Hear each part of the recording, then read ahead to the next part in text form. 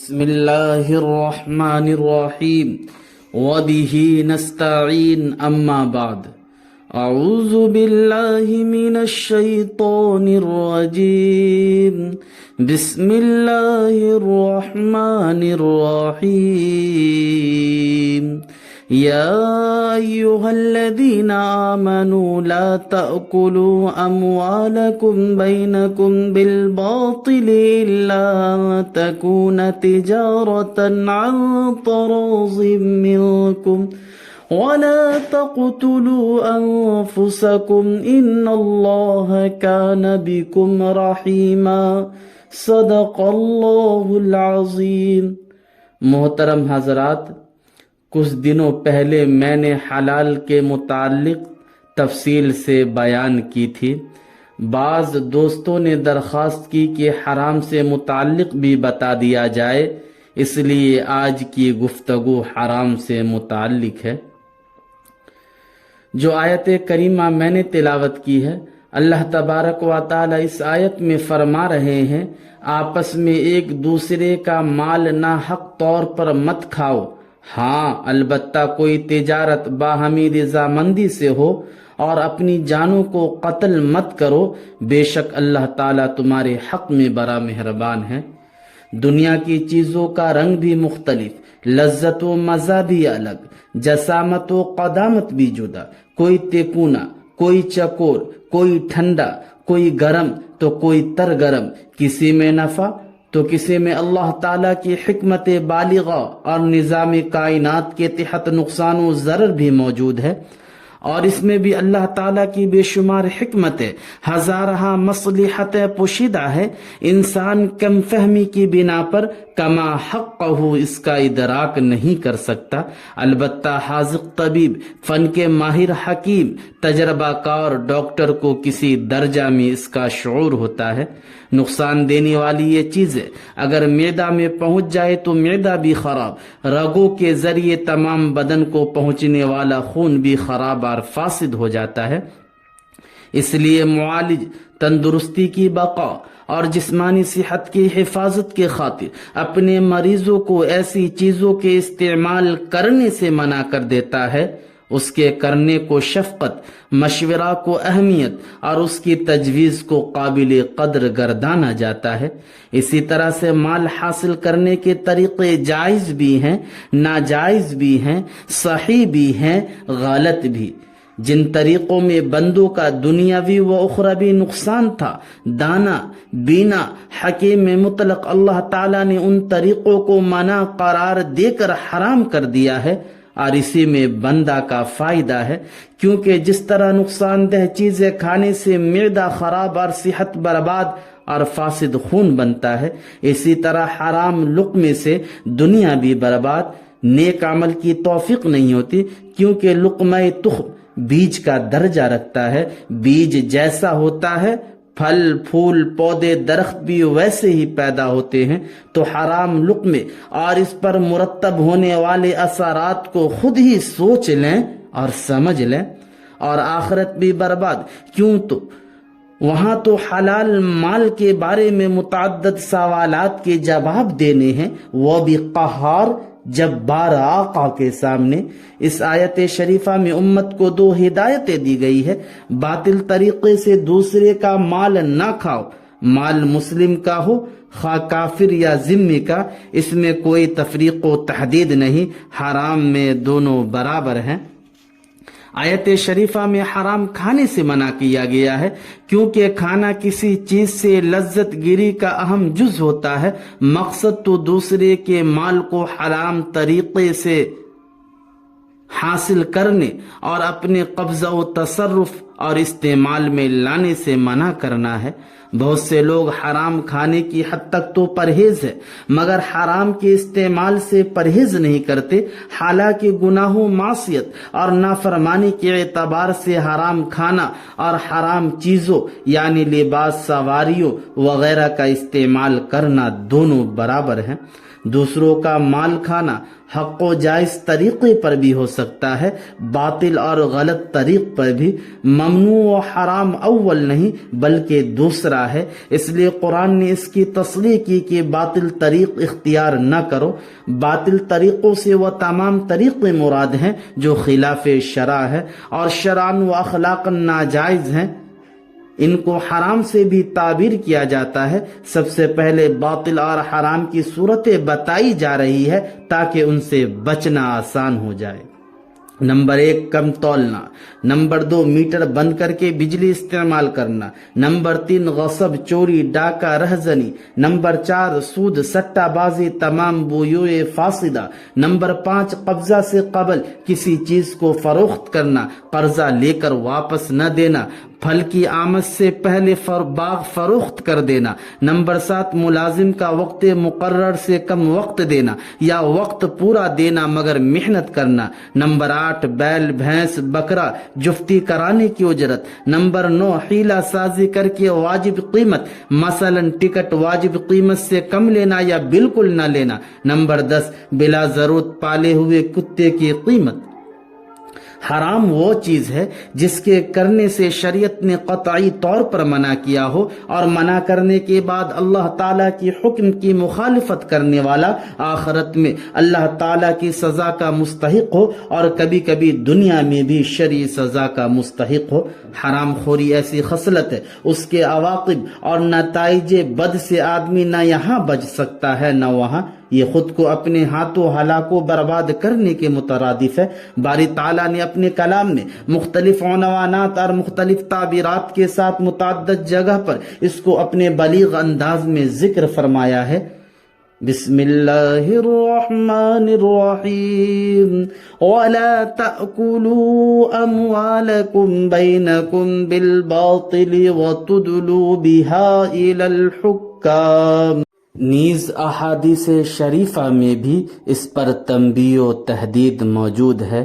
حرام مال کی نحوست سے نماز جیسا مقبول و محبوب عمل بھی اللہ تعالیٰ کے یہاں قبول نہیں ہوتا۔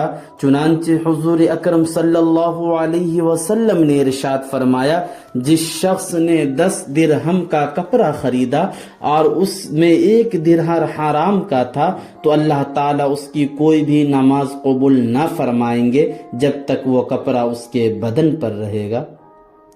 حضرت عبداللہ ابن عمر رضی اللہ تعالیٰ عنہ فرماتے ہیں، اگر تم نماز پڑھتے پڑھتے کمان کی طرح جھک جاؤ اور روزہ رکھتے رکھتے کمان کی طرح دبلے ہو جاؤ تو اللہ تعالیٰ تمہارے اعمال قبول نہ کرے گا جب تک کہ حرام سے نہ بچو گے۔ حرام مال کتنا منحوس ہے اس کا اندازہ اس سے لگایا جا سکتا ہے، حرام کے ایک لقمے سے 40 دن تک عبادت مقبول نہیں ہوتی۔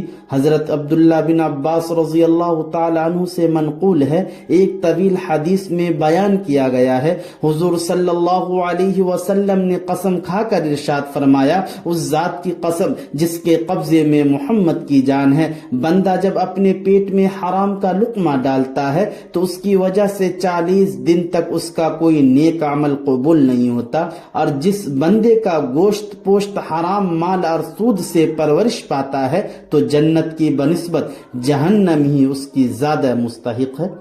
حرام مال آدمی کو دنیاوی ضرورتوں میں تو کیا نفع و فائدہ دے گا، حرام مال کو راہ خدا میں بھی دے اور ثواب اور گناہوں کی معافی کی توقع رکھے تو نہ تو ثواب ملے گا نہ ہی گناہ معاف ہوں گے۔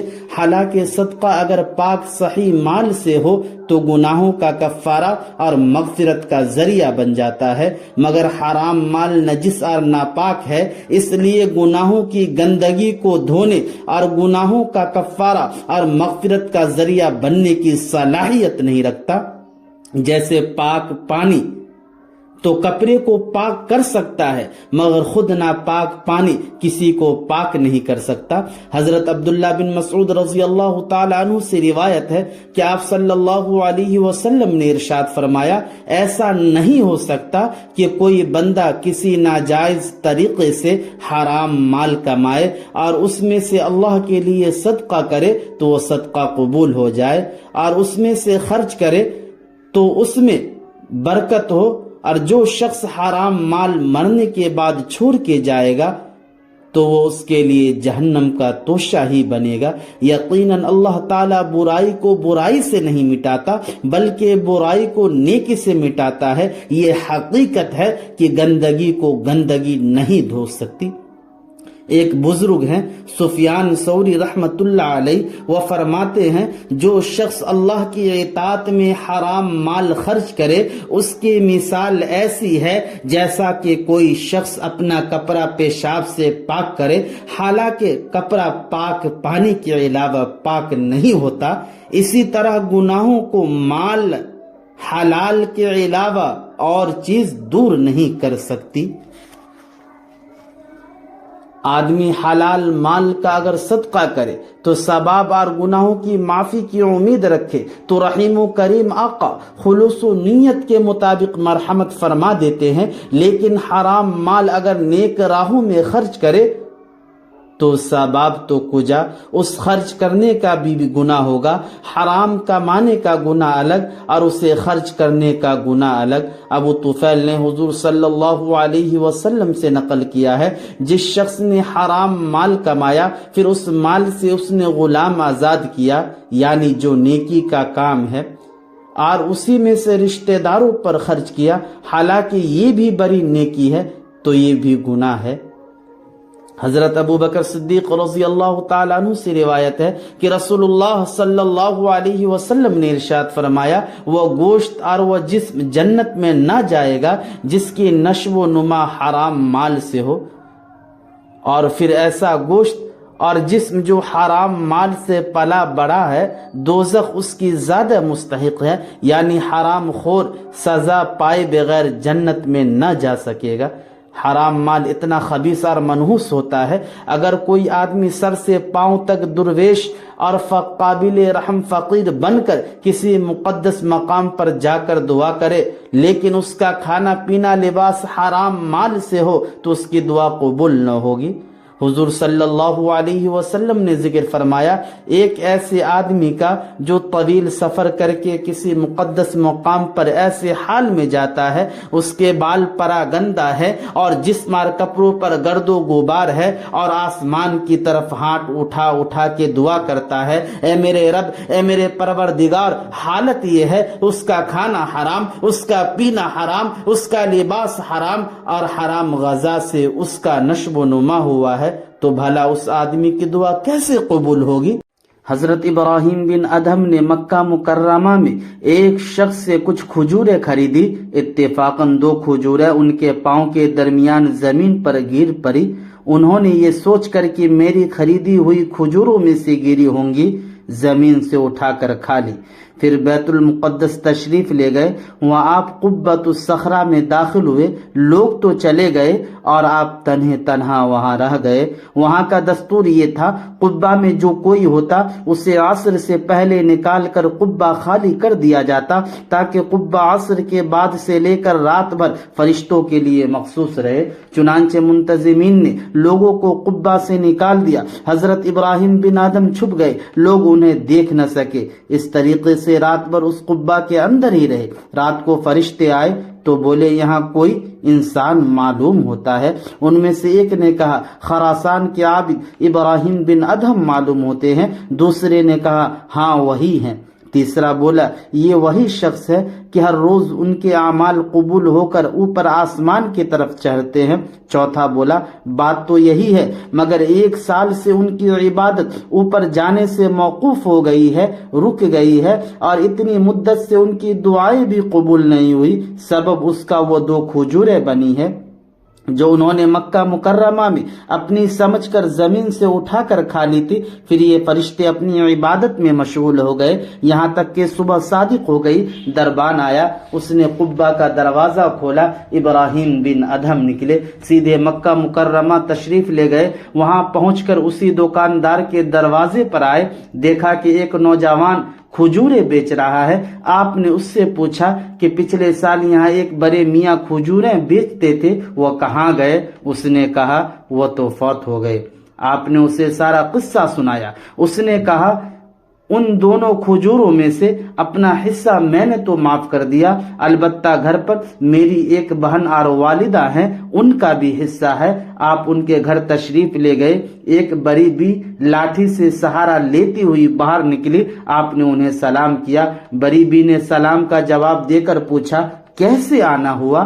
آپ نے انہیں بھی سارا قصہ سنایا۔ بڑی بی نے کہا میں نے اپنا حصہ معاف کر دیا، پھر آپ نے اس کی بیٹی سے بھی اس کا حصہ معاف کرا لیا، اور پھر بیت المقدس تشریف لے گئے اور اسی طرح قبہ میں داخل ہو کر رات گزاری۔ فرشتے آئے، آپس میں کہنے لگے یہ ابراہیم بن ادہم ہیں، وہی ہیں جن کے 1 سال سے اعمال اوپر جانے سے رک گئے تھے اور ان کی دعائیں بھی قبول نہیں ہوتی تھی۔ اب چونکہ یہ کھجوریں معاف کرا کر آئے ہیں تو ان کے اعمال بھی قبول ہونے لگے ہیں اور دعائیں بھی۔ اللہ تعالیٰ نے انہیں ان کے درجہ کی طرف لوٹا دیا ہے۔ حضرت ابراہیم بن ادہم رحمۃ اللہ علیہ یہ سن کر خوشی سے رو پڑے۔ جس طرح حلال کھانے پر ثواب اس کی بڑی بڑی برکتیں ہیں، اسی طرح حرام کھانے پر عذاب اور اس کی بہت سی نحوستیں ہیں۔ اعمال صالحہ کی توفیق نہیں ملتی، اگر کرے تو بھی حلاوت نصیب نہیں ہوتی، اعمال قبول نہیں ہوتے، دعائیں بھی قبول نہیں ہوتی، مال میں برکت نہیں رہتی۔ حرام مال سے اعمال صالحہ کی بجائے برے اعمال کا داعیہ پیدا ہوتا ہے۔ حرام کھانے کا اولاد پر برا اثر پڑتا ہے۔ حرام کھانے والا جنت میں نہیں جائے گا، حرام سے پلنے والے گوشت کے لیے جہنمی لائق و سزاوار ہے۔ حرام کھانے والے سے اللہ کے رسول صلی اللہ علیہ وسلم دونوں ناراض ہے۔ حرام جس راستے سے آتا ہے اسی راستے سے نکل جاتا ہے۔ دیکھنے میں بھی یہی آیا ہے، جو مال غلط طریقے پر کمایا جاتا ہے وہ غلط ہی مصرف پر خرچ ہوتا ہے، جو جائز طریقے پر کمایا جاتا ہے وہ مقدار میں خواہ تھوڑا ہو مگر جائز راستہ میں خرچ ہوتا ہے۔ شیخ عبد القادر جیلانی رحمۃ اللہ علیہ فرماتے ہیں میں مال کے مصرف کو دیکھ کر کہاں خرچ کیا جا رہا ہے اس کی آمدنی کا پتہ چلا لیتا ہوں، یہ آیا کہاں سے ہے۔ جب برے راستے میں جا رہا ہے تو میں سمجھ لیتا ہوں کمانے میں کوئی ضرور ناجائز صورت پیدا ہوئی ہے، اس لیے برے مصرف میں گیا۔ اگر خالص حلال کی کمائی ہوتی برے مصرف میں نہ جاتا۔ ہمارے شیخ عارف باللہ ولی کامل حضرت شیخ علی متقی رحمت اللہ علیہ کا ایک واقعہ ذکر فرماتے ہیں۔ ایک نیک صالح آدمی کاروبار کیا کرتا تھا، اپنی آمدنی کا 1/3 حصہ تو صدقہ کر دیتا، 1/3 حصہ اپنی ضروریات میں صرف کرتا اور 1/3 حصہ کاروبار کی ترقی میں لگا دیتا۔ ایک دفعہ اس نیک انسان کے پاس ایک دنیا دار شخص آیا اور کہنے لگا میں صدقہ کرنا چاہتا ہوں، کوئی مستحق بتلا دے۔ اس اللہ والے نے کہا پہلے حلال طریقے سے مال حاصل کرو پھر خرچ کرو، اس طرح وہ مال خود بخود صحیح مصرف میں پہنچ جائے گا۔ اس دنیا دار نے بہت اصرار کیا ضرور کوئی مستحق بتلا دے۔ اس اللہ والے نے کہا جا راستے میں جب تیری کسی سے ملاقات ہو اور تیرا دل اسے خیرات دینے کو چاہے تو اسے دے دے۔ چنانچہ وہ دنیا دار شخص چلا، اس نے ایک نابینا برے فقیر کو دیکھا، وہ صدقہ اسے دے دیا۔ دوسرے دن اس دنیا دار شخص کا اس برے پر سے گزر ہوا تو اس نے سنا کہ برا اپنے ہم نشی شخص سے کہہ رہا ہے کل مجھے ایک شخص نے اتنی رقم دی تھی جس سے مجھے بہت خوشی ہوئی، اس رقم سے میں نے گزشتہ رات فلاں رنڈی کے ساتھ شراب نوشی میں گزار دی۔ یہ دنیا دار شخص اس نیک صالح انسان کی خدمت میں پہنچا، سارا واقعہ اسے سنایا۔ اس نیکوکار انسان نے اپنی کمائی کے روپیے میں سے 1 روپیہ دنیا دار کے حوالے کیا۔ اس سے کہا جب تو گھر سے نکلے تو جس شخص پر تیری پہلی نگاہ پڑے اس شخص کو یہ روپیہ دے دو۔ وہ دنیا دار شخص چلا تو اس نے ایک شخص کو دیکھا، اس کی حیت اچھی تھی اور مالداری کے آثار ظاہر ہو رہے تھے۔ اس دنیا دار کو وہ روپیہ اس شخص کو دینے میں ہچکچاہٹ محسوس ہوئی، لیکن چونکہ اس نیکوکار کا حکم تھا اس لیے وہ روپیہ اس شخص کو دے دیا۔ جب یہ شخص وہ صدقہ لے کر جانے لگا تو یہ دنیا دار بھی اس کے پیچھے پیچھے چل دیا۔ دنیا دار نے دیکھا کہ وہ شخص ایک ویران جنگل میں داخل ہوا، دوسرے دروازے سے نکل کر شہر آ گیا۔ اس دنیا دار نے بھی ایسا ہی کیا اور وہ ویران جگہ میں داخل ہوا۔ وہاں اس نے ایک مرا ہوا کبوتر دیکھا، یہ شخص دیکھ کر اس شخص کے پیچھے لگ گیا، اسے قسم دے کر پوچھا سچ سچ بتا کیا قصہ ہے؟ اس شخص نے کہا میرے چھوٹے چھوٹے بچے شدت بھوک سے بے تاب اور مضطرب تھے، ان کی بےتابی کی وجہ سے خوراک کی تلاش میں نکلا تو مجھے اس مردار کبوتر کے علاوہ کچھ نہ ملا، وہ لے کر چلا تو مجھے اللہ تعالیٰ کی طرف سے کچھ رقم مل گئی، تو یہ مردار کبوتر میں نے جہاں سے اٹھایا تھا وہاں پھینک دیا۔ اس واقعہ کے بعد اس دنیا دار پر اس نیک صالح شخص کے کلام کی کیفیت اور حقیقت ظاہر ہوئی۔ حلال و حرام اور جائز و ناجائز میں تمیز نہ کرنا روحی ایمانی کی موت ہوتی ہے۔